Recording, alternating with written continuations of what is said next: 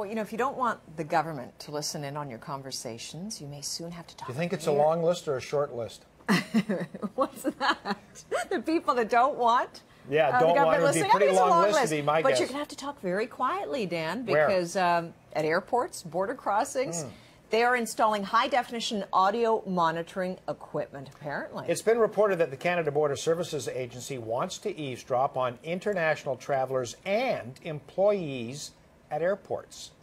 So does security trump privacy here? Claudiu Popa is the president of Informatica, a data security and privacy company, and he is in our studio. Good to see you. Good to see you. What do you make of this story? Well, it's interesting. The argument here is that the technology was installed as a result of the allowances made by the bill, which the bill to the Customs Act, which was amended in 2009, which allowed for the creation of customs controlled areas, or CCAs, where further These are scrutiny, super secure areas? They're areas where staff, airport staff, interfaces with travelers. And so supposedly that's where a lot of the criminal activity takes place. That's where a lot of the goods change hands. And so additional scrutiny is required there to monitor what goes on. So based on that argument, that suddenly we have these CCAs all over the airport and the ports of entry within Canada, we now have the additional benefit of having high-definition video and audio surveillance, which has not necessarily been turned on.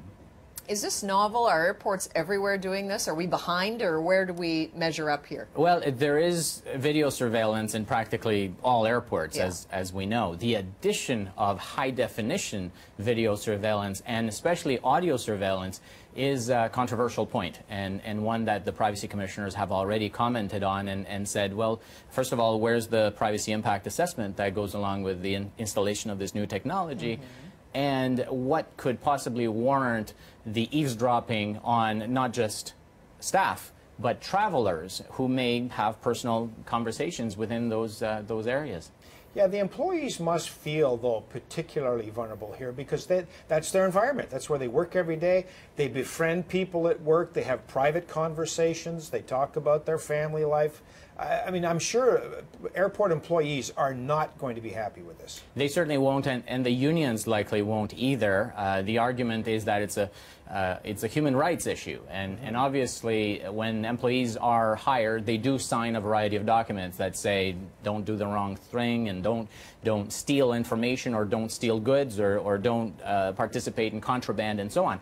However, the line from there to audio surveillance is a dotted one, and one that I think is where the privacy commissioners are rightfully criticizing. Have there been challenges before, do we know, with airports that have gone forward and moved forward with this? With audio surveillance, I don't know. I'm not aware. And how good is this stuff? I mean, you know, if Dan and I were in line, presumably it's somewhere up in the ceiling area.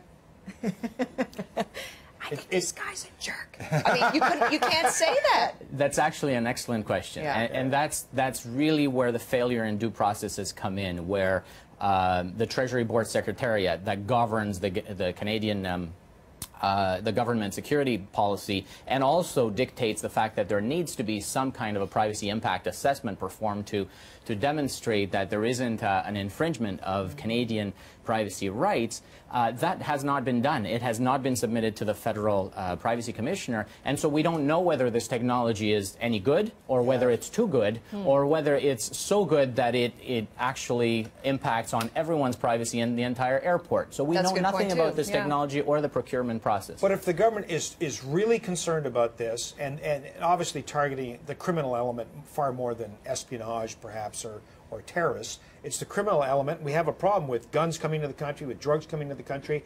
Is it fair of them to say, this is the part of the airport right here where every word you say belongs to us? Well, if you leave that area, you go to the coffee room or the washroom or down the hall, all bets are off. But in this area right here, yeah, well, they even post signs, right? That's their argument, but it's not supported by the law in the sense that it doesn't say in the law that suddenly you're able to introduce audio surveillance equipment that can record voice conversations. What it says is you can inspect and even confiscate goods that come or go or may not belong to anyone.